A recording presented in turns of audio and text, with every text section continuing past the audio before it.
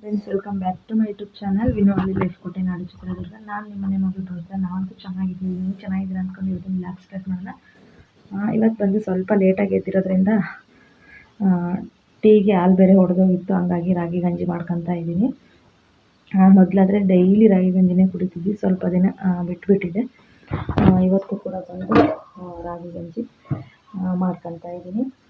ಇವತ್ತು ಇನ್ನೊಂದು ಏನಂದರೆ, ನನಗೆ ಇಷ್ಟ ಮಧುರ ನೋಡೋಕೆ ಹೋಗ್ತಾಯಿದ್ದೀನಿ. ಹಂಗಾಗಿ ತುಂಬ ಖುಷಿಯಾಗಿ ಹೋಗ್ತಾಯಿದ್ದೀನಿ. ನೋಡಬೇಕು ಮಧುರ ಏನಂತಾರೆ ಅಂತ. ಅವಳಿಗೆ ಸ್ವಲ್ಪ ಡ್ಯಾನ್ಸಿಗೆ ಬಟ್ಟೆಗಳು ಮತ್ತು ಜ್ಯುವೆಲರೀಸು, ಸರ ಬಳೆ ಎಲ್ಲ ಕೊಡ್ತಾರಣ ಅಂತ ಹೋಗ್ತಾಯಿದ್ವಿ.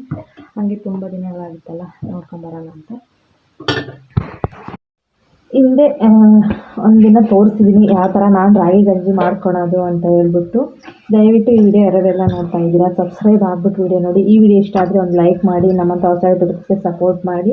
ಸ್ವಲ್ಪ ಒಣ ಶುಂಠಿ ಕೂಡ ಹಾಕ್ತಾಯಿದ್ದೀನಿ. ನಮ್ಮ ಮನೆಯವ್ರಿಗೆ ಸ್ವಲ್ಪ ಕೆಮ್ಮು ನೆಗಡಿ ಇದೆಯಲ್ಲ, ಚೆನ್ನಾಗಿರುತ್ತೆ, ಟೇಸ್ಟು ಕೂಡ ಚೆನ್ನಾಗಿರುತ್ತೆ, ಮತ್ತು ಕೆಮ್ಮು ನೆಗಡಿಗೆ ಒಳ್ಳೆಯದು ಅಂತ ಹೇಳ್ಬಿಟ್ಟು ಹಾಕ್ತಾಯಿದ್ದೀನಿ. ಇದಕ್ಕೆ ಬೆಲ್ಲ ಹಾಕಿದ್ದೀನಿ ನಾನು. ಸಕ್ಕರೆಯಲ್ಲಿ ಯಾವಾಗಲೂ ರಾಗಿ ಗಂಜಿ ಮಾಡ್ಕೊಳಲ್ಲ, ಜಾಸ್ತಿ ಬೆಲ್ಲದಲ್ಲೇ ಮಾಡ್ಕೊಳ್ಳೋ ಅಂಥದ್ದು, ಹಾಗಾಗಿ ಬೆಲ್ಲ ಹಾಕಿದ್ದೀನಿ. ನನಗೆ ರಾಗಿ ಗಂಜಿ ಮಾಡ್ಬೇಕಾದ್ರೆ ಎಲ್ಲ ಒಂದೇ ನೆನಪು. ನಾನು ವೇದು ಪಾಪುಗೆ 3 months ಆಫ್ಟರಿಂದ ನಾನು ತಿನ್ಸೋಕ್ಕೆ ಸ್ಟಾರ್ಟ್ ಮಾಡಿದೆ. ಅಂದರೆ ಒಂದು 3.5 ತಿಂಗಳಿಂದ ಸ್ಟಾರ್ಟ್ ಮಾಡಿದಂಥದ್ದು. ನಿಜವಾಗ್ಲೂ ಎಷ್ಟು ಚೆನ್ನಾಗಿ ತಿಂತಿದ್ದ ಅಂದರೆ ಒಂಥರ ಖುಷಿ ಆಗೋದು. ನನ್ನದೇ ದೃಷ್ಟಿ ಎಲ್ಲಿ ಬೀಳುತ್ತಪ್ಪ ಅನ್ನೋ ಥರ ಆಗ್ತಾಯಿತ್ತು. ಅಂದರೆ ಒಡ್ರಾಗಿ ತಿಂದು ಆ ಥರ ಎಲ್ಲ ಏನು ರಾಗಿ ಗಂಜಿ ಅವನಿಗೆ ರಾಗಿ ಸರಿ ತಿನ್ನಿಸ್ತಾ ಇರಲಿಲ್ಲ. ನೈಟು ನೆನೆ ಹಾಕ್ತಿದ್ದೆ, ಬೆಳಗ್ಗೆ ತಿನ್ನಿಸ್ತಾ ಇದ್ದೆ. ಬೆಳಗ್ಗೆ ನೆನೆ ಹಾಕಿದ್ದು ಮತ್ತು ಸಂಜೆಗೆ ಮಿಕ್ಸಿಗೆ ಹಾಕ್ಕೊಂಡ್ಬಿಟ್ಟು ಎಲ್ಲ ಶೋಧಿಸಿ ಮಾಡಿ ತಿನ್ನಿಸ್ತಾ ಇದ್ದೆ. ಪಾಪು ಅಂತೂ ತುಂಬ ಚೆನ್ನಾಗಿ ತಿಂತಾ ಇದ್ದ. ಅದಾದಮೇಲೆ ಇವಾಗ ಬಂದುಬಿಟ್ಟು ನೋಡ್ತಾ ಇರ್ಬೋದು, ಬಸ್ ಹತ್ತಿಸಿ ಹೋದರು ನಮ್ಮ ಮನೆಯವರು. ಮಧುರಾಗೆ ಏನೇನು ಬೇಕೋ ಎಲ್ಲನೂ ಕೊಡಿಸ್ಬಿಟ್ಟು, ಅವಳು ಬಿಸ್ಕೆಟ್ ಕೇಳಿದ್ಲು, ಗುಡ್ಡೆ ಬಿಸ್ಕೆಟು, ಅದನ್ನು ತಗೊಂಡು ಬಸ್ ಹತ್ತಿಸಿದ್ದಾರೆ. ನಾವು ದುರ್ಗದಿಂದ ಹೊಳಲ್ಕೆರೆಗೆ ಗೌರ್ಮೆಂಟ್ ಬಸ್ಸಲ್ಲೇ ಹೋಗೋಣ ಅಂತ ಹೇಳ್ಬಿಟ್ಟು ಗೌರ್ಮೆಂಟ್ ಬಸ್ಸಿಗೆ ಹತ್ತಿದ್ದೀನಿ. ಇವಾಗ ಬಂದು ಅಲ್ಲಿಂದ ಬಂದಿದ್ದು ಆಟೋದಲ್ಲಿ ಇಳಿದಿದ್ದೀನಿ. ಇವಾಗ ಹೊಳಲ್ಕೆರೆಗೆ ರೀಚ್ ಆಗಿದ್ದಾಯಿತು. ಇವತ್ತು ನಾನು ಬೆಳಗ್ಗೆ ಬದನೆಕಾಯಿ ಚಟ್ನಿ ಮಾಡೋಣ ಅಂತ ಎಲ್ಲ ಬೇಯಿಸಿದ್ದೆ. ಲೇಟ್ ಆಗುತ್ತೆ ಅಂತ ಹೇಳ್ಬಿಟ್ಟು ಅವ್ರ ಅಪ್ಪಾಜಿ ಬೇಡ, ಅಲ್ಲೇ ಹೊರಗಡೆ ತಿಂಡಿ ತಿಂದ್ಕೊಂಡು ಹೋಗೋಣ ಅಂತಂದು ಹೇಳ್ಬಿಟ್ಟು ಕರ್ಕೊಂಡು ಬಂದರು.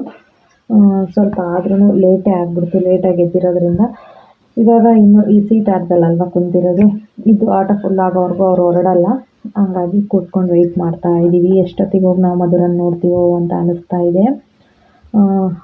ಅಲ್ಲಿಗೂ ಜನ ಆಗಲಿಲ್ಲ ಅಂತ ಹೇಳ್ಬಿಟ್ಟು ಇನ್ನೊಬ್ಬರು ಬಂದು ಹತ್ಕೊಂಡ್ರು ನಮ್ಮ ಜೊತೆ. ಹೋಗ್ತಾ ಇದ್ದೀವಿ. ನೋಡ್ತಾ ಇರ್ಬೋದು, ಇಲ್ಲೊಂದು ಆಂಜನೇಯಂದು ಸ್ಟ್ಯಾಚು ಎಷ್ಟು ಚೆನ್ನಾಗಿದೆ ಅಂತ ಹೇಳ್ಬಿಟ್ಟು ಹೊಳಲ್ಕೆರೆಯಲ್ಲಿ. ದಯವಿಟ್ಟು ಈ ವಿಡಿಯೋ ಹೊಳಲ್ಕೆರೆಯವ್ರು ಯಾರಾದರೂ ನೋಡ್ತಾ ಇದ್ದರೆ ಕಮೆಂಟಲ್ಲಿ ತಿಳಿಸಿ, ನನಗೂ ಸಪೋರ್ಟ್ ಮಾಡಿ ಅಂತ ಕೇಳ್ಕೊತೀನಿ ನಮ್ಮ ಹೊಳಲ್ಕೆರೆ ಜನರಿಗೆ. ಇವಾಗ ಈ ಕಡೆ ಹೊಸದುರ್ಗ ರೋಡಲ್ಲಿ ನಾವು ಹೋಗ್ತಾ ಇರೋದು. ಬೊಮ್ಮನಕಟ್ಟೆ ಅಂತ ಹಾಸ್ಟೆಲ್ಲು, ಬೊಮ್ಮನಕಟ್ಟೆ ಹತ್ರ ಇರೋವಂಥದ್ದು. ನಾನು ಬಂದು ಪೇರೆಂಟ್ಸ್ ಮೀಟಿಂಗ್ ಇದೆ, ಅವಾಗ ಬಂದರೆ ಆಯಿತು ಅಂತ ಸುಮ್ಮನೆ ಆಗಿದ್ದೆ. ಸುಮ್ಮನೆ ಒಂದೇ ಹಿಂಸೆ ನಮ್ಮ ಮಧುರದು, ಬರಲೇಬೇಕಮ್ಮ ಅಂತ ಹೇಳ್ಬಿಟ್ಟು. ಹಾಗಾಗಿ ಹೊರಟಿದ್ದೀವಿ ನಾನು ವೇದು ಪಾಪು. ಅವ್ರ ಅಪ್ಪಾಜಿ ಕೂಡ ಬರಬೇಕಂತ ಇದ್ದರು, ಅಂಗಡಿಗೆ ಹೋಗ್ಬೇಕಲ್ವ, ಹಾಗಾಗಿ ಅವ್ರು ನಮ್ಮನ್ನು ಬಸ್ ಹೋದರು. ಇನ್ನೊಂದು ಸ್ವಲ್ಪ ದೂರ ರೀಚ್ ಆದ್ವಿ. ಪೇರೆಂಟ್ಸ್ ಬಂದರೆ ಯಾರಾದರೂ ಬಂದರೆ ನೋಡ್ತಾ ಇರ್ಬೋದು, ಇಲ್ಲಿ ಗೇಟ್ ಪಕ್ಕದಲ್ಲೇ ವಾಚ್ಮೆನ್ ಅಣ್ಣ ಏನು ಕುಂತಿರ್ತಾರೆ, ಇಲ್ಲೇ ಕೂತ್ಕೊಳಕ್ಕೆ ಬಿಡ್ತಾರೆ. ಇಲ್ಲೊಂದು 1/2 hour ವೆಯ್ಟ್ ಮಾಡಿದೆ. ಕ್ಲಾಸ್ ನಡೀತಿತ್ತು ಅಂತ ಹೇಳ್ಬಿಟ್ಟು ಕಳಿಸ್ಲಿಲ್ಲ ಬೇಗ ಮಧುರನ. ನಾವು ತಂದಿರೋಂಥ ಐಟಮ್ ಎಲ್ಲ ಇಟ್ಕೊಂಡು ಮಕ್ಕಳೆಲ್ಲ ಹೋಗೋರನ್ನ ಬರೋರನ್ನ ನೋಡಿಕೊಂಡು ನಾನು ವೇದು ಪಾಪು ಕೂತಿದ್ದೀವಿ.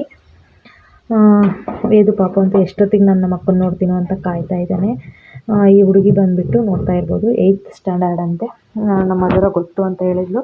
ಗೊತ್ತು ಅಂದ ತಕ್ಷಣ ಎಷ್ಟು ಚೆನ್ನಾಗಿ ಹುಡುಗಿ ಹತ್ರ ಹೋಗ್ಬಿಟ್ಟ. ನಮ್ಮ ವೇದು ಪಾಪು ನಮ್ಮ ಅಕ್ಕನ ಹತ್ರ ಕರ್ಕೊಂಡು ಹೋಗ್ತಾಳೆ ಅಂತ ನೋಡಿ ಅಲ್ಲಿ ಕಾಣಿಸ್ತಾ ಇರ್ಬೋದು. ಅವ್ರು ಈ ಕಡೆ ಹೋದರು, ನಮ್ಮ ಮಧುರ ಮತ್ತು ಅವ್ರ ಫ್ರೆಂಡ್ಸ್ ಎಲ್ಲ ಇಲ್ಲಿ ಬರ್ತಾ ಇದ್ದಾರೆ. ಎಷ್ಟೊತ್ತಿಗೆ ನಾನು ನೋಡ್ತೀನೋ ನನ್ನ ಮಗಳನ್ನ ಅಂತ ಕುತೂಹಲದಿಂದ ಕಾಯ್ತಾ ಇದ್ದೆ. ಬರ್ತಾ ಇದ್ದಾಳೆ. ಏನೋ ಒಂಥರ ನೋವು ಕೂಡ ಆಗ್ತಾಯಿದೆ, ಒಂದು ಕಡೆ ಸಂತೋಷ ಕೂಡ ಆಗ್ತಾಯಿದೆ. ಮಕ್ಕಳನ್ನ ಬಿಟ್ಟಿರೋದಂದರೆ ತುಂಬ ಕಷ್ಟ.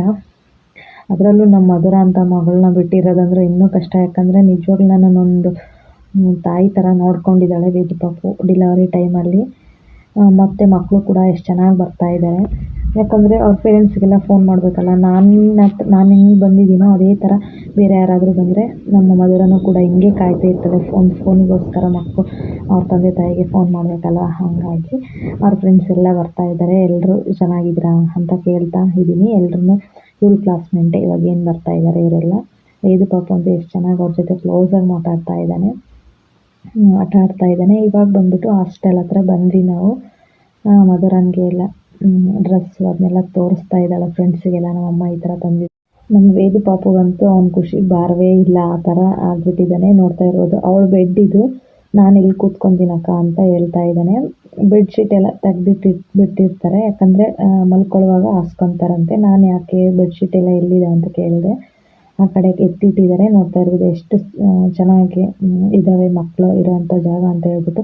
ಒಂದು ಸೊಳ್ಳೆ ಕೂಡ ಎಂಥದ್ದು ಇಲ್ಲ. ನೋಡ್ತಾ ಇರ್ಬೋದು, ಮಕ್ಕಳೆಲ್ಲ ಹಾಯ್ ಮಾಡ್ತಾ ಇದ್ದಾರೆ. ನೋಡಿ, ನಿಮ್ಮ ಮಕ್ಕಳು ಯಾರಾದರೂ ಇದ್ದರೆ ಕಮೆಂಟಲ್ಲಿ ತಿಳಿಸಿ. ಬೊಮ್ಮನಕಟ್ಟೆ ಹಾಸ್ಟೆಲಲ್ಲಿ ಇವ್ರನ್ನ ಬಿಟ್ಟು ಬರೋಕ್ಕೆ ಮನಸ್ಸೇ ಆಗ್ತಾಯಿಲ್ಲ ನನಗೇನೆ. ಎಲ್ಲರೂ ಕೂಡ ಲೈಕ್ ಮಾಡಿ ಅಂತ ಕೇಳ್ಕೊತಾ ಇದ್ದಾರೆ. ಇದಾದಮೇಲೆ ಮಧುರನ್ನ ಕರ್ಕೊಂಡು ಹೊರಗಡೆ ಬಂದೆ. ಇನ್ನೇನು ನಾನು ಹೊರಡುವಂಥ ಸಮಯ. ಏನೋ ಒಂಥರ ನಾವು ನಮ್ಮ ವೇದು ಪಾಪು ನಮ್ಮ ಅಕ್ಕನ ಕರ್ಕೊಂಡು ಹೋಗ್ತೀವಿ ಅಂತ ಖುಷಿಯಾಗಿದ್ದಾನೆ. ಅವಳನ್ನ ಬಿಟ್ಟ ತಕ್ಷಣ ಅಕ್ಕ ಅಕ್ಕ ಅಂತ ಆಟ ಮಾಡೋಕ್ಕೆ ಶುರು ಮಾಡಿಬಿಟ್ಟ. ನನ್ನ ಎದುರಿಗೆ ಮಾತ್ರ ಮಧುರ ಯಾವತ್ತೂ ಹತ್ತಿಲ್ಲ ನೋಡಿ. ಅಲ್ಲಿಂದ ಬಂದಿದ್ದು ನೋಡ್ತಾ ಇರ್ಬೋದು. ನಾನು ಬಟ್ಟೆ ಹೊಲಿಯೋಕ್ಕೆ ಏನು ಹೋಗ್ತಾಯಿದ್ದೆ, ಅಕ್ಕ ಬಂದುಬಿಟ್ಟು ಇಲ್ಲಿ ಗೋನೂರಲ್ಲಿ ಇದ್ದಾರೆ ಇವಾಗ.